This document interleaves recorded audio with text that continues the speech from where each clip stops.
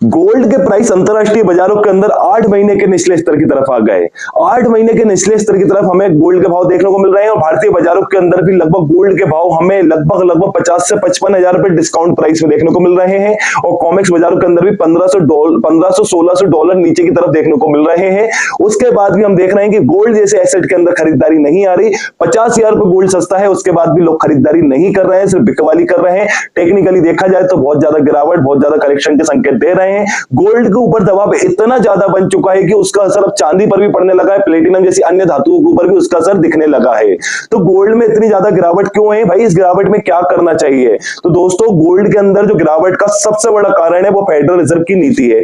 Fade ने लगातार कहा है कि भाई महंगाई को कंट्रोल करने के लिए ब्याज दरों को लंबे समय तक ऊंचा रखना पड़ेगा और जरूरत पड़ने पर ब्याज दरों को बढ़ा भी सकते हैं। अब ऊंची ब्याज दरें गोल्ड के ऊपर बहुत नेगेटिव असर डालती है, इतना मैं आपको कई बार बता चुका हूं, क्योंकि निवेशक गोल्ड से पैसा निकालकर ऐसी जगह अपना पैसा लगाने लगते हैं जहां उनको भाई फिक्स रिटर्न मिलने लगता है, ज्यादा ब्याज मिलने लगता है और ऐसी स्थिति में डॉलर इंडेक्स मजबूत होता है और डॉलर इंडेक्स जब मजबूत होता है तो विदेशी निवेशकों के लिए गोल्ड खरीदना बहुत ज्यादा महंगा हो जाता है। इससे मांग के अंदर कमी आती है और मांग के अंदर कमी आती है तो भाई गोल्ड पे दबाव बनता है, कीमतें और नीचे की तरफ आती है। तो जब तक फेडरल रिजर्व अपने इस रुख को नीतियों को कमजोर नहीं करेगा, नरम रुख नहीं अपनाएगा, जब तक आप गोल्ड के अंदर तेजी नहीं देख सकते हैं।